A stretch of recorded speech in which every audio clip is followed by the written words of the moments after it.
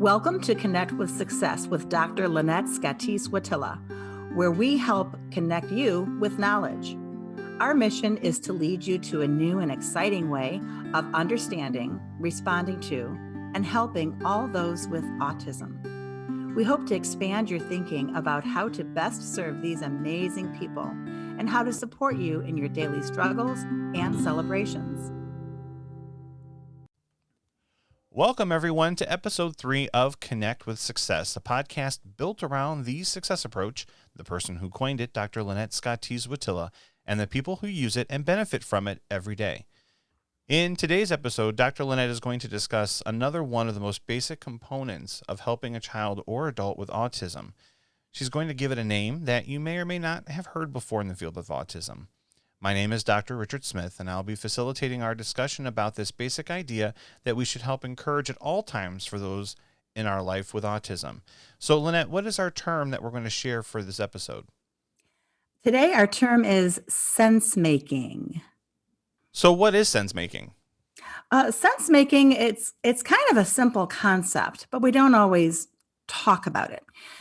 Basically, sense-making is the process through which we learn. Or we come to understand or comprehend something. It's how we arrive at an understanding of people or things, events, experiences, and how we make sense of what's going on around us and what's going on within us. And so it's a combination of both like auditory and visual cues and just trying to put it all, those pieces together, right? Yeah, you're kind of talking a bit about how it all works. And it does have those components. It has components of sensation.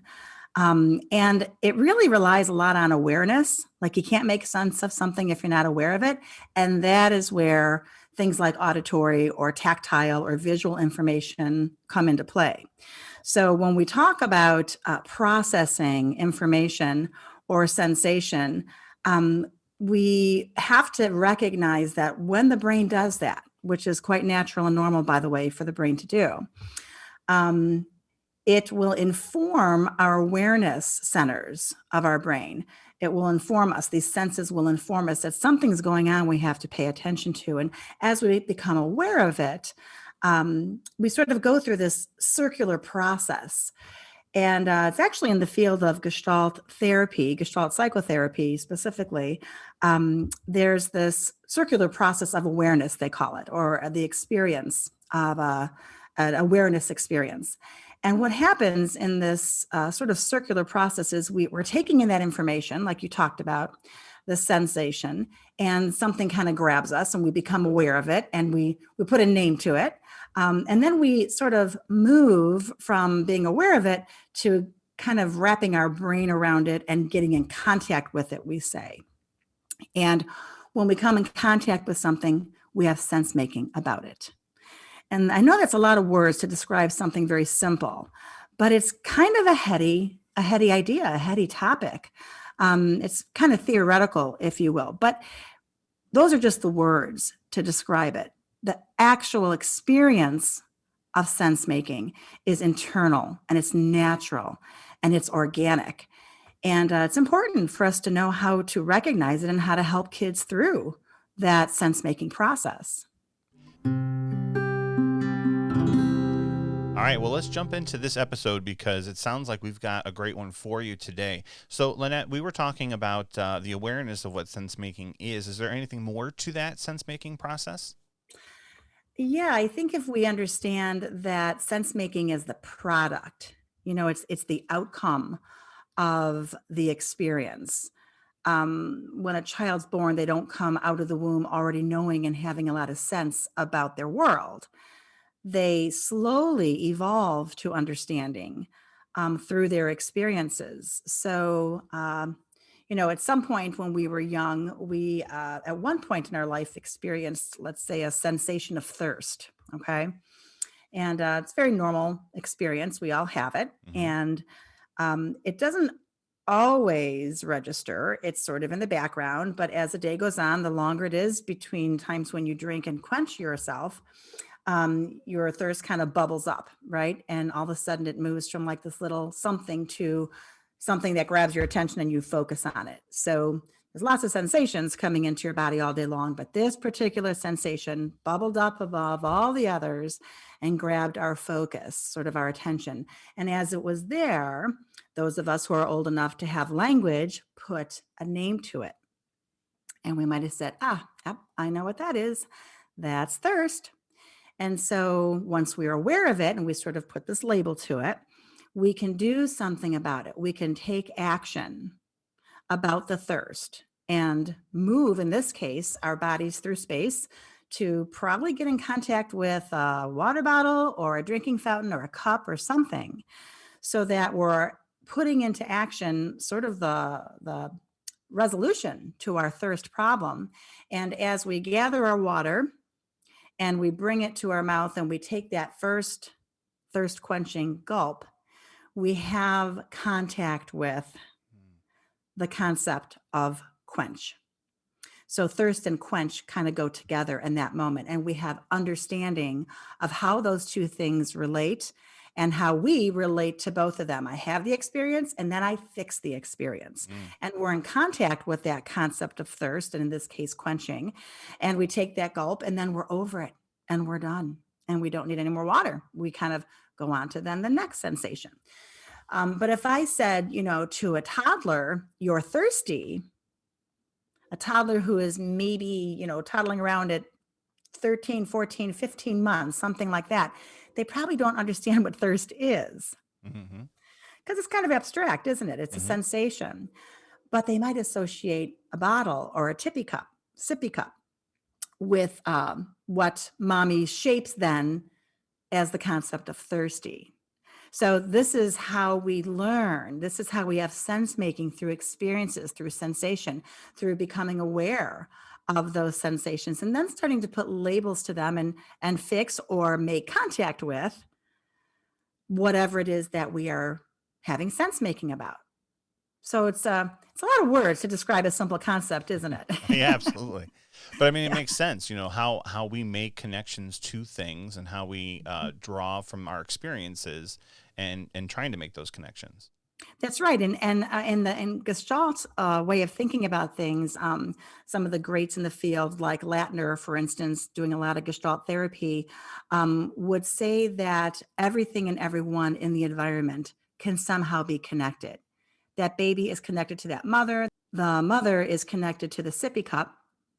The sippy cup is connected to the milk or the juice, and the juice is tied back to the thirst. Mm-hmm. So this is a really kind of complex idea, but it's so simple when you think about sense making. You really have connectedness to things and people around you, and using that connectedness to achieve something, to make contact with something, to explore or experience something the way it was intended to be used or experienced, is the sense making jewel in all of our existence. And I'm just thinking as you were talking, like I remember when my children were younger and they were just getting ready for tummy time, being able to play, and there was always this set of blocks that they enjoyed, and I could tell when they were, wanting to explore, looking at some of these blocks, and just seeing what shapes they were drawn to, or what colors Hmm. they were drawn to, or what it was that if they kept going back for that white square versus that red triangle, and kind Hmm. of just observing how they were connecting that play behavior. Yeah. Yeah, that's.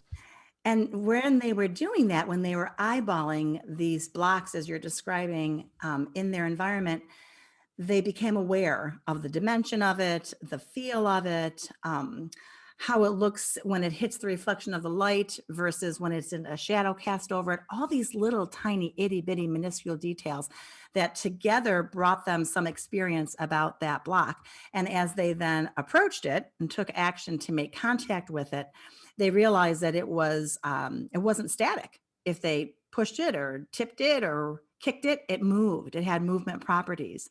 And then eventually they learned that two things can go together, and the blocks started to be connected to each other in a certain way. And then they Mhm. learn all sorts of things like balance and eye hand coordination and gravity and all sorts of things that then start to kick in as a child gets older. So it's a good example. I think blocks is something everyone can relate to. And what I want to emphasize for everyone is it's a normal, beautiful, spontaneous, organic process. It's very subconscious. You don't go around thinking, well, I see a red triangle, and if I tip it a certain way, it's going to be this angle, and I'm going to balance it on that. It's not that robotic. It's Mm-hmm. not that heady. It's sort of natural and almost subconscious, but experience is accumulating in our brains all the time. And that's how associations are built, through experience. I'm just thinking one more example too. All of my kids have had something that they've enjoyed that brings them comfort, and they associate with comfort. I'm thinking like the blankets or a stuffed animal, and they associate that with just feeling good or feeling secure and feeling safe. Mm-hmm. Is that Mm-hmm. something similar here, right? It is. And, we talk a lot about kids, but even people without disabilities, adults, we understand, we have sense making about our paycheck. We put in the effort, and within a number of weeks or hours or days, however we're paid, something comes back to us that we rely on, that's related to, connected to our labor. And so we have sense making about that. And we need that because we also have sense making about economy and the purchasing systems, and how Right. you have to purchase food to live, and put bills need to get paid, and put out money so that you can live and thrive. And so that's why that paycheck is important. And we have these natural associations and the almost cause and effect, rather the symbiotic relationship, that these things rely on each other. These things are connected to each other. And that is very natural and normal for every human being. I think what's hard is when there's a disability on board, and some of those processing systems don't work so well. So sense making can be a struggle. So what does sense making rely on specifically? Well, it relies on experience and a brain that can process that experience. And it relies on sensation a lot. We talked about the senses informing the brain and helping the brain to become aware of something becoming figural that it can then attach a meaning to and make contact with. And so this reliance on awareness and sensation is critical.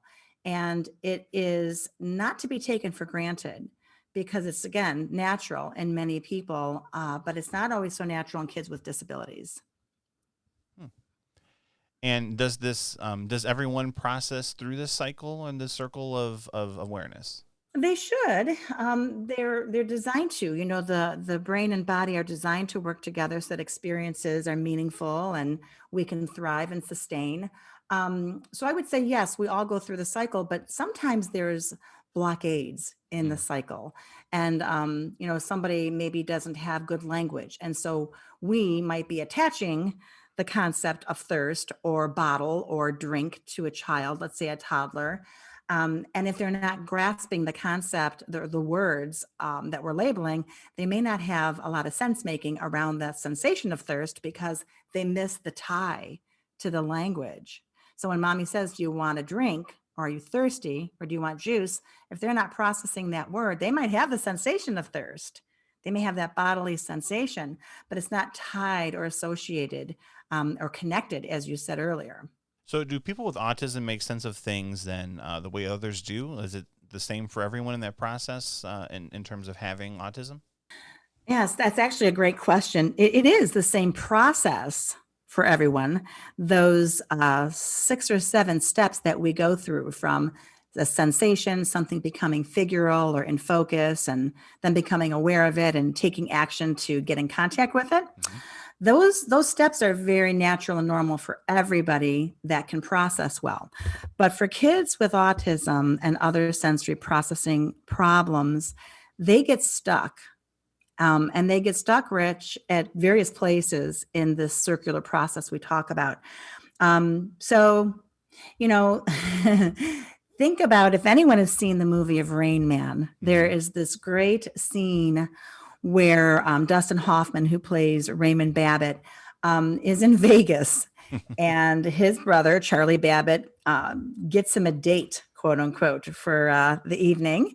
And he's with this date who is a paid date, we'll just leave it at that, Right. is in the bar with him. And she's dressed to the nines. And she has on, as part of her apparel, this chain, this necklace.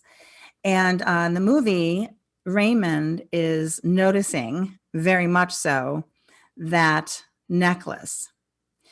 And the viewer, the person watching the movie, is just kind of seeing him look at it, and they're hearing this woman talk to him, and they're kind of picking up that the woman's a little turned off because all Raymond's doing is staring at her jewelry and isn't making eye contact, and it starts to say weird things.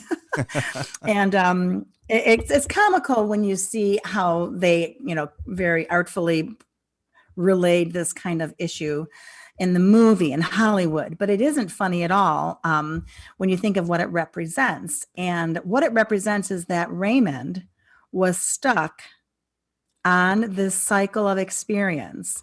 He was stuck on the necklace, which is a sensory factor. It was a human relationship, a human conversation, and what his attention was on was the necklace. And we know this not only because we can watch his eyes and see him looking only at it versus her, but when he goes back upstairs to his brother, Charlie Babbitt, Charlie says, "How was your date?" And he says, "Shiny, very shiny." Right. And so you can tell that what he processed, his takeaway from this lady of the night, if you will, wasn't a relationship, certainly wasn't any bodily relationship. He took away the image or the sensory experience, the sensory association for her necklace, which means he probably didn't look at her face, probably didn't look into her eyes, probably didn't really engage with her. And so those limits and how these individuals with autism, adults and children, these limits and how they process sense-making information is so different from how we do. We would look at the person. We would acknowledge the presence. We might even have a conversation, depending on the relationship. If it was her sister in the bar that night, the sister might notice the necklace, may even say it's nice, but she wouldn't be totally enamored with it. She'd be able to have the conversation with her sister. So that's a really important difference. So we have to acknowledge that individuals with autism may be stuck on this circular process, this cycle of awareness that we would call it in Gestalt terms, or this sense-making cycle. And so they need help. They need help to work through where they're stuck. And so and that goes back to last episode when we talked about observing readiness, being able to observe that they're not ready for that. That's right. I always go back to the example. We took our daughter to a birthday party. She's maybe about 3 or 4 years old, and it was at an arcade.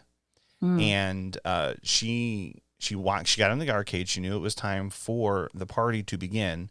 But once all the lights started flashing and the sound started happening, it triggered something in her that showed me that she wasn't ready to be social in that particular setting. We actually had to remove her from it. So was it trying to make sense of what was going on in the room to feel safe, and she couldn't get past it? Well, I would say that the object of the event was socializing. So mom and dad and the person who threw this gathering, their intention was to make contact with socializing. But in order to do that, you have to be able to get through everything that you're exposed to so you can make contact with the people who are supposed to be your social partners. And if you can't get past the sensory load, you're not going to see people. You're going to stop at lights and sound. So in that instance, your daughter was stuck in sensation, and there's nothing you could do at the moment to talk her through it, because you, as someone speaking to her, would be just another stimulus. Gotcha. Yeah. Just another source of sound. And that's what we wound up doing. We had to pull her back into the car and kind of talk about what she might see and what she might experience to try and help her through it. Yeah. So you had to bring her back to the car to validate her experience, bring her back like a rewind, and potentially do over, helping her to focus on the friend. So one strategy would be, you're going to hear some things that might be loud, and you're going to see some things that might be bright. But what we're going to look for is Mary. Mm. Let's say Mary is the name of the friend. Right. We're going to use our eyes to find Mary. I will help you. I can help point to her. I can take your hand and bring you to her. I can wave to Mary to come to you. But we're going to think about Mary. And when we meet Mary, when we're close enough that she can hear us, we're going to tell her happy birthday and give her a gift. If it was a birthday party example. And so if you give them, that directive and you support them to actually enact that, joining to, in this case, this person named Mary in my little analogy, then they have a focused intent. And you've already warned them about the sight and sound. Now, that's a great outcome if that child can be talked through it cognitively. Mm-hmm. If she can, and your daughter probably can, knowing her, she has what we call cognitive override that can sort of tell her, okay, dad said, think about Mary, think about Mary, think about Mary. Mm-hmm. It doesn't mean she's not hearing the sounds and not seeing the sights. She is, but you've given her something, a focal point. And, setting her up to succeed would be minimizing how long she has to endure all that. And then you can also make a plan, honey, if you can't find Mary fast, you and mom can stay at the door. I will find Mary and give her your gift, and she will be still happy. Like, you can compensate and let them know. So just maybe the only expectation that day on her is to go in and hear a sound and see some lights, and that's her experience. You can still pass a gift along and have some well wishes for the birthday girl. It's just not the social contact that it was intended to be. Great strategy. Thank you so much for that. Sure. So then, looking at this, why is it so important for parents and teachers to understand how to help a child with autism to achieve sense making? Well, I think it's important because they get stuck. They get stuck too often, and they get stuck in ways that we don't. So if we're not careful, we become angry. If we're not careful, we become frustrated. Like, just go give her the gift. How hard can it be? In your example. Right. Or, if we're a teacher, just finish your math. Come on, you've got 3 more. You know this. But if there's a fire alarm that just went off for that child who's trying to finish their math, and that resonating sound of the chirping alarm is still bothering their ears, they're not going to be able to make contact with their pencil and the concept of computation for their math problem. They are stuck in sensation because of the auditory memory pulsing through their ears. Well, the teacher doesn't hear it anymore, but the child does. So we have to understand that these kids get stuck because it explains their behavior. Mm-hmm. And once we understand where they're at in the cycle, we have to join them. We have to join them where they're at, stay with them as long as they need us to, and then help them through it. So in that instance, it might be telling your 3rd grader trying to finish 3 math problems, I know you're hearing the noise. It's loud. Take 1 minute, put your hands over your ears, press as hard as you can. And while you're pressing, the sound might be less. And if it is, you can finish your math. If it isn't, you can do it tomorrow. I understand. So just giving them that validation. Yep, you're still hearing it. We don't hear it, but you hear it. Let me help you get rid of it. Right. And if nothing else, if I can't help you get rid of it, I'm going to take the demand away from you to perform while you're having it. Another interesting thing about sense making and helping kids go through it and get to it is how it helps them developmentally. So actually in my class called An Introduction to the Success Approach for Parents and Caregivers, there is a research study that we talk about, and it was done by Siller and Sigmund in 2002. And the study found that caregivers of children with autism who try to maintain their child's spontaneous contact with toys by pointing or showing or commenting had children who later developed superior communication skills measured at 1 year, 10 years, and 16 years. So just by helping that child stay in contact by pointing to the toy, labeling it, showing, commenting, all those joining things that we do with kids, those children ended up having superior language over the course of 1, 10, and 16 years, which is really phenomenal when you think about it. And that's compared to children who maybe had um, more demands placed on them, or more directive kind of intervention, when it was undemanding language and they were focusing on staying in contact versus performing, those children had superior communication skills. It's exciting stuff. Absolutely. Are the parents or teachers you explain this to able to make sense of this? Um, you know, I think they do. I think they do make sense of it, at least in theory. Like you said, it's sensible. It's logical. It makes sense. Here's the challenge, though. It's not easy to operate this way. Mm-hmm. It's not easy to operate from the perspective of joining somebody else as they're on the journey to sense making. And so, in order to get good at that, we have to sort of disconnect from ourselves a minute and really look and assess where the child is in the process. And the challenge when we're talking about a child with autism, discerning that, is it's so different Mm-hmm. from where we are. Again, the example of Rain Man, the woman with him didn't have a clue that he was looking at her necklace. Mm-hmm. If it was me at the bar with him and I had a necklace on and he looked at it, I would join him, Rich. I would say, Raymond, you see my necklace. I might even say, holding it, kind of jiggling it, it is, and he might say, shiny. And I'd say, yep, it is. I have shiny eyes too. And what do you think he might do? Look at your eyes. Look at your eyes. Yeah. Check it out. He's into shiny. Why wouldn't he? Right? Right. And so there you have eye contact. Now, notice I didn't say, look at me. I made a comment. I commented on the here and now. Mm-hmm. And that's a real key in Gestalt psychotherapy and Gestalt theory. We're talking a lot about Gestalt. It really comes from the field of psychology, but many people use it, thank goodness, more and more.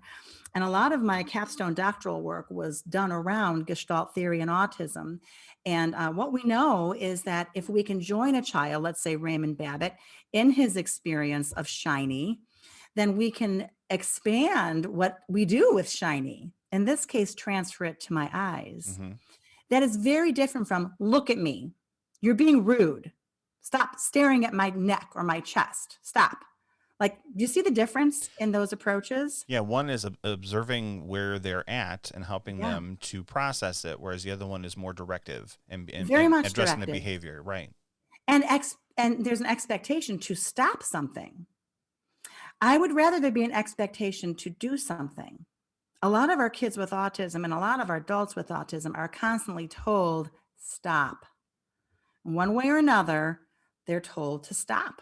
They're inhibited, they're prevented, they're held back. Don't do that. Whatever it is, don't run. Don't touch this. Don't eat that. Don't ask for that. Don't scream. Don't, whatever it is, don't.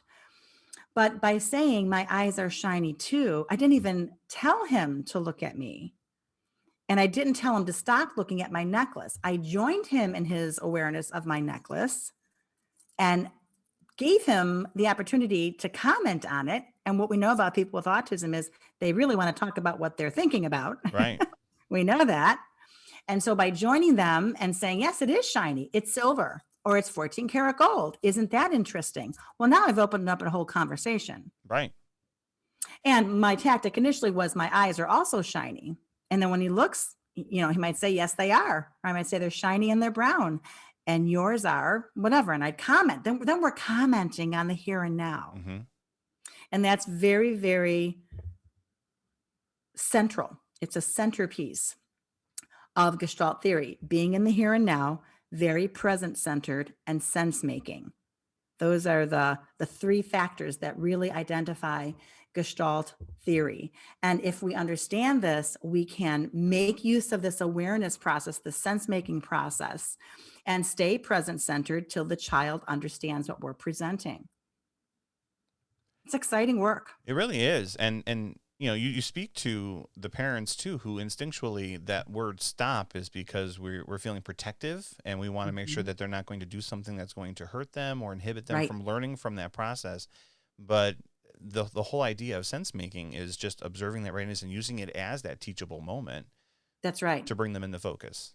That's right. And if we want them to learn something new to keep them safe, you bring up a good point. Like I think of children running. Hmm. We say, stop running, stop. We want them to stop. But if we tell them what to do, it sounds more like try walk. Hmm. I will help you. Let's walk together. That's right. We have walking feet. Let's walk to brother's room. Let's walk to the parking lot. Whatever you're doing, you join them in what you want them to do and model in the process what you want them to do. And guess what they do? What you want them to do. Absolutely.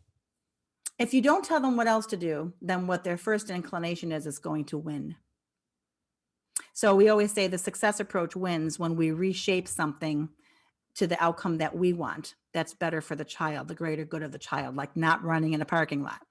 But autism wins when we do it wrong and they take off running because we said things like stop Right. versus what to do. They can't process. If they could stop, they would stop. Right. So yelling stop doesn't necessarily become effective for some kids, for many kids, if they don't know what else to do. That's great. So how else can I help a child that's having difficulty making sense of something? Well, I think we talked about lessening the demand Hmm. when they're trying to make sense of something that they're struggling with.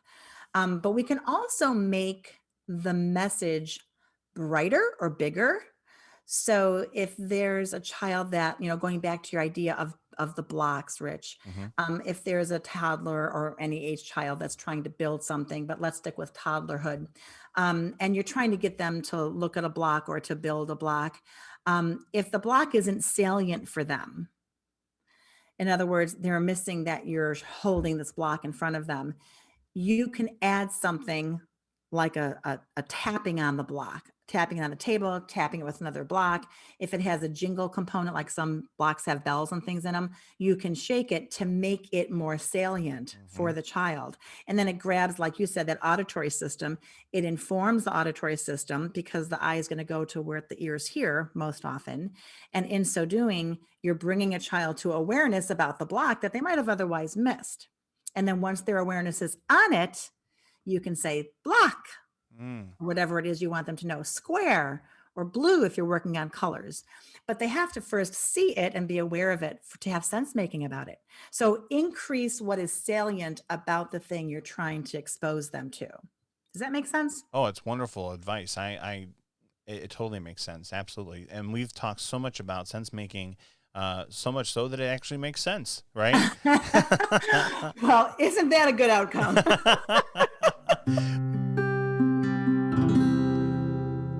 Join the cast from Connect with Success for our first ever virtual live event for Autism Awareness Month on Saturday, April 17th, 2021. We will be highlighting those who have been champions of the success approach, talking to community partners, hearing some special stories of those impacted by the success approach, and a few more surprises up our sleeves. Be sure to follow the Success Approach for Autism Facebook page for more information about how you can join this highly anticipated autism event. So, this week's challenge for everybody out there listening is to look for signs of where your loved one might be getting stuck in their cycle of awareness. Look for them getting stuck in sensation. Look for them maybe getting stuck in action where they can't stop something once they start. And try to join them so that they can complete the cycle and actually achieve sense making. Turn to your occupational therapist to help you with this. They can help you identify where they're at, how to move them, and how to achieve sense making. In our previous episode, we discussed observing readiness in our child or adult with autism. In other words, to see that they're ready to learn. And what really struck me in this episode is that sense making seems to be that natural next step in helping our individual process what's happening in the moment once you see that they're making that observation. That's it. That's exactly right. So the readiness is our read on when to introduce information. And as we're introducing the information in sense making, we're going to support them so that they can make contact with the idea and actually comprehend what it is that we're trying to explain to them. It's a very supportive process that starts with readiness and basically ends with sense making. We hope that you learned something today to help you on your journey with autism. We'll share more on our next Connect with Success podcast. Until then, expect success. The Success Approach is a registered service mark protected under intellectual property law. Unless otherwise specified, all music, audiovisual, and proprietary content shared in this podcast is property of Autism Productions, LLC, and its sister agency, Integrations Treatment Center. The use of this content is unlawful without the expressed written consent of aforementioned agency. For more information about the Success Approach, please go to our website at www.thesuccessapproach.org.